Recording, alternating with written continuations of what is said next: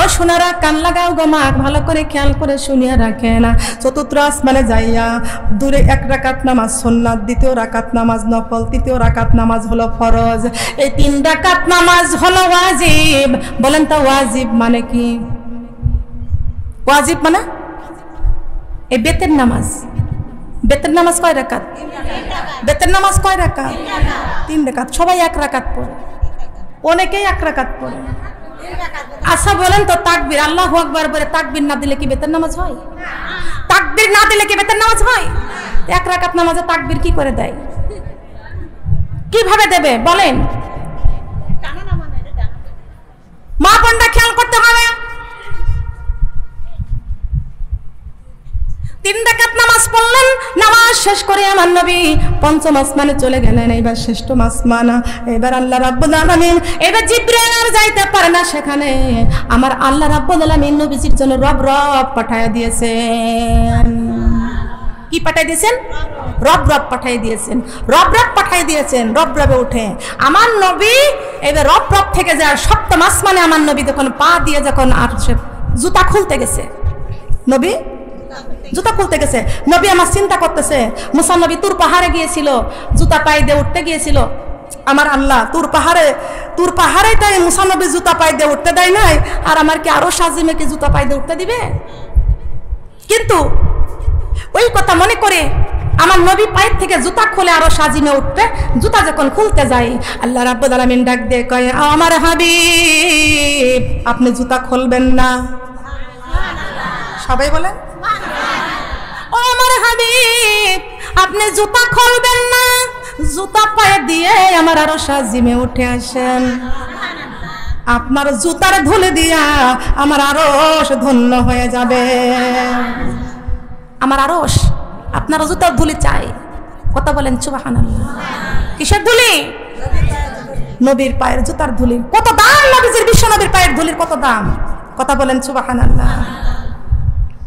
এ ফুল এত সুন্দর রূপ কোথায় পেয়েছো? এত সুন্দর বিভিন্ন ঘ্রাণ কোথায় পেয়েছো? ফুল বলতেছে বিশ্ব নবীর গায়ের ঘাম থেকে পেয়েছি।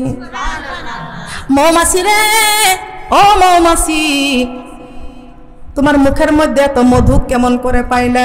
মৌমাছি বলতেছে না বিশ্ব নবীর উপরে দরদ পাক করার কারণে আল্লাহ রাব্বুল আলামিন আমি মৌমাছির মুখে মধু দান করেছেন। কে দিল রে লতার গাছে এত বড় কদু? কারা দেশে মৌমাছিরা মৌসাকে দেয় মধু? শিমুল গাছে কে দিল রে নরম নরম তুলা? কারা দেশে চৈত্র মাসে জমিন মাঝে ধুলা? ডিমগুলো সব একই রকম, পার্থক্য নাই মোটে, সাদা কালো বাচ্চাগুলো কেমন করে ফোটে। আমরা সবাই বাস করি গো এই দুনিয়ার রঙে, হাতের লেখা মুখের চেহারা মিলে না কারোর সঙ্গে, আর মিলে না গলার কণ্ঠ বৃদ্ধাঙ্গুলের টিপ। আল্লাহ তাআলা একজন আছে আল কোরআনে ঠিক। সবাই বলেন সুবহানাল্লাহ। আল কোরআনে আল্লাহ কয়জন? কথা বলেন কয়জন? ও মা বোনরা একটাবার কান লাগান, খেয়াল করে শুনেন। নবীজি পায়ের জুতা খুলতে গেলেন, আল্লাহ রাব্বুল আলামিন ডাক দিয়ে বলতেছেন, বন্ধুরে আপনার জুতার ধুলি আমার আরশ পেয়ে ধন্য হয়ে যাবে। বলেন সুবহানাল্লাহ। মা বোনেরা গো, ওয়াজ করতে গেলে আর একটা ওয়াজ উঠে আসে, মনে পড়ে যায় কি করব, করার কিছু নাই। একজন ইহুদি আমার নবীকে মারার জন্য কেমন করে মারবে? আমার নবীজির একবার জাদু করেছিল। আমার নবীর উপরে যখন আল্লাহ কোরআন নাযিল করেছেন, আমার নবীজি কোরআন তেলাওয়াত করে, আমার নবী যাতে কোরআন ভুলে যায় এই জন্য আমার নবীজিকে জাদু করেছিল। কেমন করে জাদু করেছিল? শিরনির মধ্যে দিয়ে জাদু করেছিল। আমার নবীকে শিরনির মাধ্যমে জাদু করার কারণে আমার নবী ওই শিরনিতে মাথা শিরনি করলে সঙ্গে সঙ্গে আমার নবীর উপরে যা ওহী আসতো আর আমার নবী ভুলে যাইতো, মনে থাকতো না, স্মরণ করতে পারতো না। আল্লাহ রাব্বুল আলামিন জিবরাইলকে বলেছেন, জিবরাইল আমার বন্ধুকে জাদু করেছে ইহুদিরা। কি করেছে? ইহুদিরা জাদু করেছে। আল্লাযীনা কাফারু ওয়া সাদ্দু আন সাবিলিল্লাহি আদাল্লাহু আমালাহুম। আল্লাহ কয় খবরদার কুফরি করবে না, যারা কুফরি করো তাহলে কাফের হয়ে যাবা। এ কাফেররা তোমরা যুগ যুগ থাকবা কোথায় একটু শুনিয়ে রাখো, কোরআনটা খুলে দেখো। জাহান্নামুল লাতী ইউকাযিবু বিহাল মুজরিমুন, তোমরা যুগ যুগ জাহান্নামের মধ্যে থাকবা, ওই জাহান্নামের মধ্যে খাবা কি শোনো। আমি আল্লাহ তাও কোরআনে কারিমের মধ্যে তোমাদের সতর্ক করে দিয়েছি। ওয়াকুদুহান নাসু ওয়াল হিজারাতি উইদ্দাতিল লিল কাফিরিন। কার কথা? লা ইলাহা ইল্লাল্লাহ সুবহানাল্লাহ আলহামদুলিল্লাহ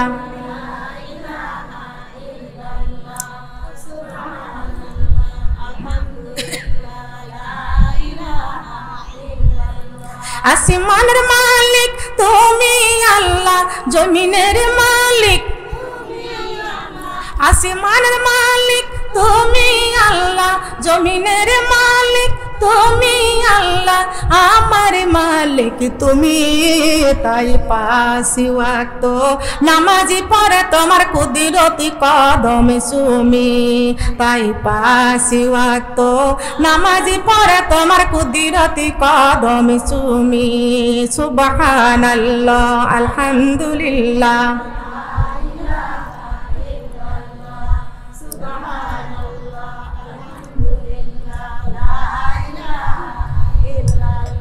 আমার সৃষ্টির মালিক তুমি আল্লাহ, হায়াতের মালিক তুমি আল্লাহ, সৃষ্টির মালিক তুমি আল্লাহ, হায়াতের মালিক তুমি আল্লাহ, রিজিকের মালিক তুমি।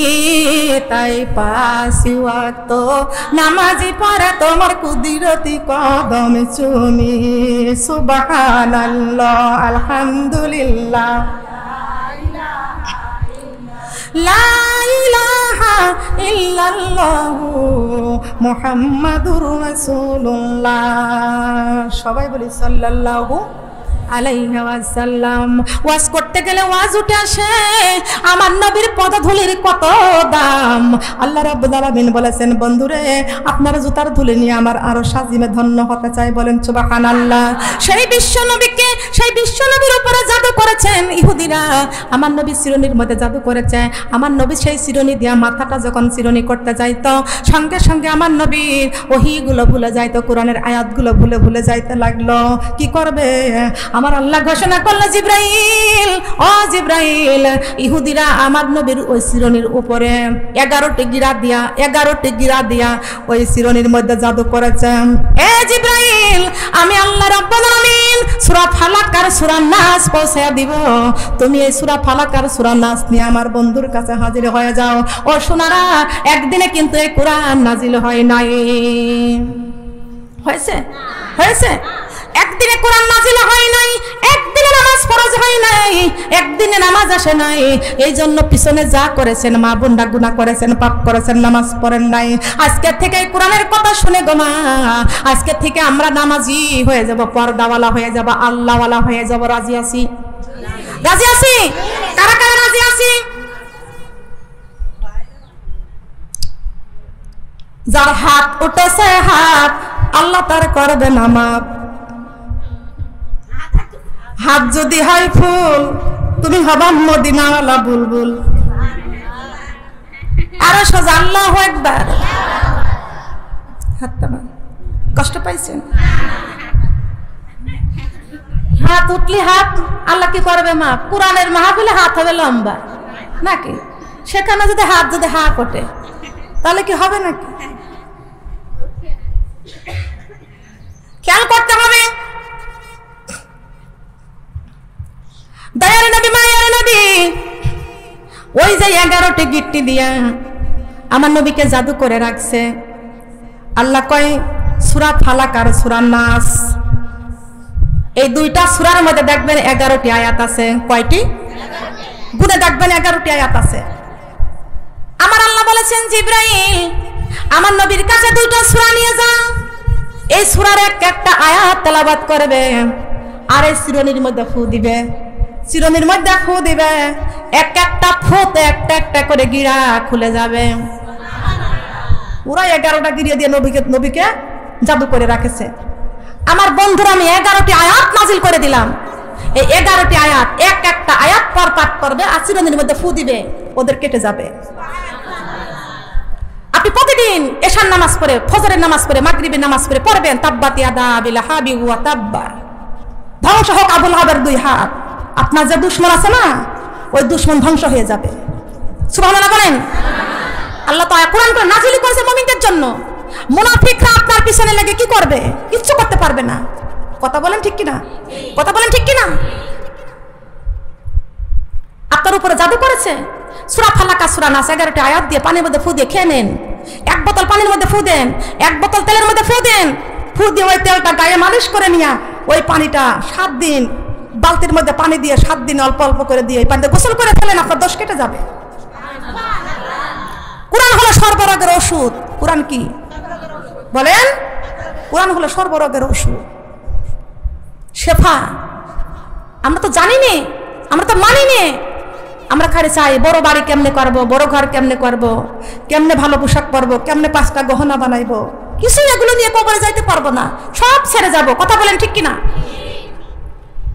আল্লাহ কয় জিবরাইল 11টি আয়াত আমার বন্ধু একটা একটা বার একটা আয়াত পড়বে আর চিরদিনের মধ্যে ফু দিবে, 11টি গিটটি খুলে যাবে। বলেন সুবহানাল্লাহ। মা বোনেরা গো, ওই একটা ইহুদি আমার নবীর বড় দুশমন, নবীকে দেখতে পারে না। আমার নবীকে কেমন করে মারবে এই কৌশল করতেছে যে নবীজি মুহাম্মদ রাস্তা দিয়ে যখন যাবে, লাঠির মধ্যে জাদু করেছে। কিসের মধ্যে? লাঠির মধ্যে জাদু করেছে। এই লাঠির মধ্যে জাদু করে নিয়ে রাস্তায় এক ঝোপের পাশে পালাইয়া আছে। মুহাম্মদ এই রাস্তা দিয়ে যাবে, মুহাম্মাদের পায়ের মধ্যে লাঠি দিয়ে আঘাত করব। মুহাম্মাদের পায়ে যদি লাঠি দিয়ে আঘাত করা যায়, মুহাম্মাদের পা প্যারালাইসিস হয়ে যাবে, প্যারালাইসিস হয়ে যাবে। এই মন্তব্য করে ঝোপের পাশে দাঁড়িয়ে আছে। আমার নবী চলে যাইতেছে মসজিদ নববীতে। ইহুদি পিছনে পিছনে দৌড়াইয়া যাইতেছে আমার নবীর পায়ের মধ্যে আঘাত করার জন্য। আমার নবীর সাথে এত বড় বিয়াদবি করার কারণে আল্লাহ রাব্বুল আলামিন ইহুদির 2টা চোখ অন্ধ করে দিল। সঙ্গে সঙ্গে সঙ্গে সঙ্গে অন্ধ করে দিল, অন্ধ হয়ে গেল। কসুর মতো কসু হলে অল্প জলে সেজে, বুঝার মতো মানুষ হলে অল্প কথায় বোঝে। কথা বলেন ঠিক কিনা? ইহুদির চোখ যদি অন্ধ করে দেয়, সেই কোরআনের সাথে যদি আপনি বিয়াদবি করেন আর এই কোরআনের কথা যদি আপনি বাধা প্রদান করেন, আপনার কি আল্লাহ ছাড়বে? কথা বলেন ছাড়বে? আমরা নবীর ওয়ারিস, আমরা নবীর সন্তান। আমার নবীকে যারা ছাড়ে নাই, আমাদেরকেও ছাড়বে না। কথা বলেন ঠিক কিনা?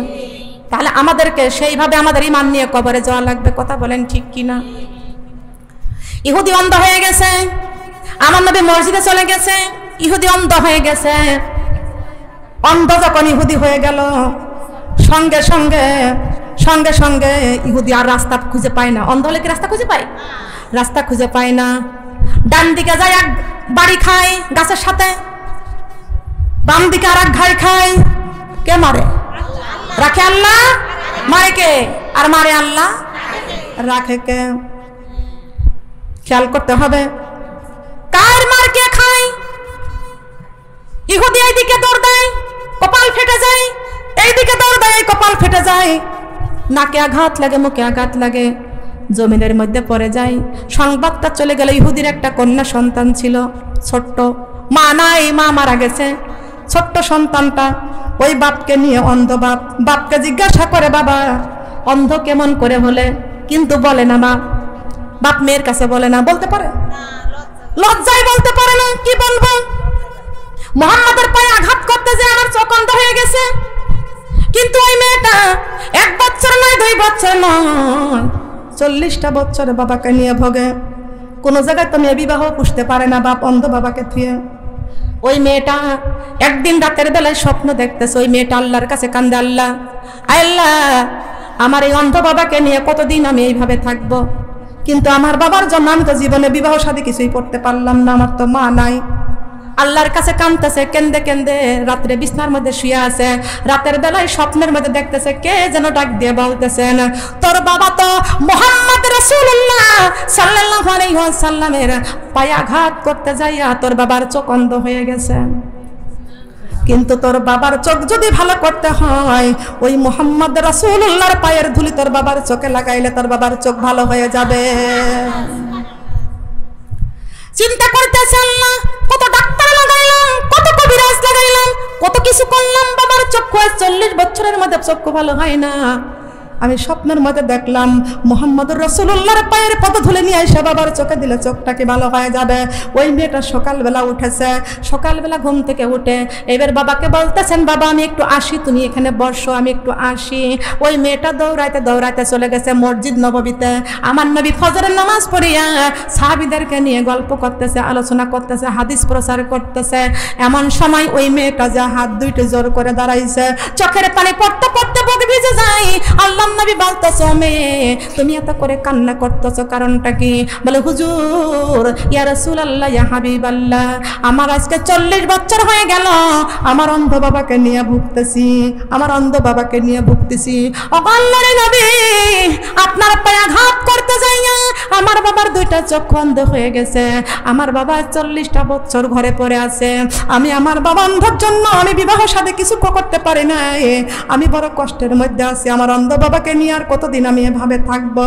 ও আল্লাহর নবী, আমি আজকে রাতে স্বপ্ন দেখেছি আপনার পায়ের ধুলি আমার বাবার চোখে লাগাইলে আমার বাবার চক্ষু ভালো হয়ে যাবে। আল্লাহর নবী মুহাম্মদ রাসূলুল্লাহ সাল্লাল্লাহু আলাইহি ওয়াসাল্লাম পদধূলি দিয়ে দিলেন, ওই মহিলার কাছে পদধূলি দিয়ে দিলেন। মহিলা নিয়ে যাইয়া বাবার দুইটা চোখের পদধূলি লাগাইয়া দিলেন, পদধূলি লাগাইয়া দিলেন দুইটা চোখের মধ্যে। লাগানোর সঙ্গে সঙ্গে চোখ দুইটা ভালো হয়ে গেল। বলেন সুবহানাল্লাহ। বাপে এবার মেয়েকে ডাক দিয়ে বলতেছেন, মেরে আজ 40টা বছর অন্ধ হয়ে পড়ে আছি রে মা, ও মা আজ কত ডাক্তার কত ওজা কবিরাজ লাগাইছি রে মা, কত কবিরাজ লাগাইছি, কত ডাক্তার লাগাইছি, কত ঝাড়ফুঁক করেছি, চোখের মধ্যে কত কিছুই নিয়েছি, চোখ কোনোদিন আর 40 বছরের মধ্যে চোখ ভালো হয় না। ও মা কোন দাওয়া দিলি, কি দিয়েছিস আমার চোখের মা? দেওয়ার সঙ্গে সঙ্গে আমার চক্ষু ভালো হয়ে গেছে। মা তোকে বলতেই হবে আমার এত বড় উপকার কে করেছে, তোকে বলতেই হবে। মেয়ে তখন বলতেছেন, বাবা তোমাকে আমার মাথায় হাত রেখে করাল করতে হবে, করার যদি করতে পারো বাবা তাহলে আমি তোমাকে বলতে পারি। তার কারণ ওই নবীর দুশমন, ঠিক কিনা? দুশমন। বাবা গো আমি তোমার কাছে বলতে পারি, কিন্তু তোমাকে করার করতে হবে, 3 সত্য করতে হবে। বাপ বলতেছেন, তুমি আমার এত বড় উপকার করেছো, 3 সত্য 3 বার বললাম, তোমার আমি কিছুই বলবো না মা। কিন্তু এই মেয়েটা তখন বলতেছেন, বাবা আমি স্বপ্নের মধ্যে দেখেছি তুমি মুহাম্মদুর রাসূলুল্লাহর পায়ে আঘাত করতে যায় তোমার দুইটা চোখ অন্ধ হয়ে গেছে। আজকে আমি স্বপ্নের মধ্যে দেখে সেই মুহাম্মদুর রাসূলুল্লাহর পায়ের ধুলি তোমার চোখে লাগাইয়া দিয়েছি, তোমার চোখ ভালো হয়ে গেছে। খুশি হবে কি দূরের কথা, আগুন সমান হয়ে গেছে। বিশাল বড় তরবারি হাতে করে নিয়ে মেয়েকে মারতে যায়, মেয়েকে কুপিয়ে মারবে। তুই আমার দুশমনের পায়ের ধুলি আমার চোখে লাগাইলি, খবরদার খবরদার তোর মতো মেয়ে কেটে টুকরা টুকরা করে ফেলবো। মেয়ে বলতেছেন, বাবা তুমি তো করার করেছ, আমাকে তো তুমি মারবা না, তুমি করার করেছ, 3 সত্য করেছ। বলে, মেয়েরা তুই বড় চালাক, তুই আমাকে 3টা শর্ত দিয়া তুই আমাকে তুই মার থেকে তোর বঞ্চিত, মার থেকে বন্ধ করলি, তুই বড় চালাক। চালাকি যখন করেছিস মুহাম্মাদের পায়ের ধুলি আমার চোখে দিয়ে চোখ ভালো করবে এমন চোখ আমি চাই না। তাড়াতাড়ি 2টা চাকু আমার এনে দাও, আমাকে চাকু এনে দাও। 2টা চাকু এনে দিয়েছে। 2টা চাকু নিয়ে এবার চোখের মধ্যে 2টা চোখ মুহাম্মাদের পায়ের ধুলিতে আমার চোখ ভালো হয়েছে, ওই চোখ রাখবো না, কেটে টুকরা টুকরা করে ফেলবো। এমনই করে এই চোখ যতবার ছুরি চালাইয়া দেয় ততবার এই চোখ ভালো হয়ে যায়। বিশ্বনবীর পায়ের ধুলি যেখানে লাগে সেখানে স্বর্ণের চাইতে দামি হয়ে যায়। বলেন সুবহানাল্লাহ। মা বোনেরা গো, আমার নবীজির পায়ের ধুলি চোখে লাগাইছে, ওই চোখ কেটে ফেলতেছেন। যতবার চাকু চালাই ছুরি চালাই তত চোখ ভালো হয়ে যায়, কেমন চোখের জ্যোতি ভালো হয়ে যায়। চোখ ছুরি এইবার টান দিয়ে ফেলে দিল, টান দিয়ে ফেলে দেওয়ার সঙ্গে সঙ্গে দেখে একটা পাথর কেটে 2 টুকরা হয়ে গেল। পাথরে এইবার পাথর ছুরির ধারে পাথর কেটে যায়, কিন্তু চোখ কাটে না, চোখ কাটে না। ছুরি টান দিয়ে ফেলেছেন, ছুরি টান দিয়ে ফেলানোর সঙ্গে সঙ্গে পাথর কেটে 2 টুকরা হয়ে গেছে, কিন্তু চোখ কেন কাটে না? নিশ্চয় মুহাম্মদুর রাসূলুল্লাহর বরকত। কথা বলেন সুবহানাল্লাহ। সালাম সালাম গয়া আমার দরুদ সালাম গয়া আমার দিনের নবী মুস্তাফা। তোমরা যদি যাও গো মদিনা, তোমরা যদি যাও গো মদিনা, সালাম সালাম গয়া আমার দরুদ সালাম গয়া আমার দিনের নবী মুস্তাফা। কান্দেন নবী সোনার মদিনা, কান্দেন নবী সোনার মদিনা। মদিনার ওই পথের ধুলি আমি চোখের সুরমা বলি, মদিনার ওই পথের ধুলি আমি চোখের সুরমা বলি। মদিনার ওই ধুলা বালি, মদিনার ওই ধুলা বালি মাখবো আমার সর্বগায়ে। তোমরা যদি যাও গো মদিনায়, কান্দেন নবী সোনার মদিনায়। দু জাহানের বাদশা নবী আমার নবী দয়ার নবী। উম্মতেরি বেদনাতে, উম্মতেরি বেদনাতে কান্দেন নবী সর্বদাই। কান্দেন নবী সোনার মদিনায়, কান্দেন নবী সোনার মদিনায়। মায়া মিনার নয়ন মনি সৃষ্টি কুলের শ্রেষ্ঠ নবী। সুবহানাল্লাহ বলেন।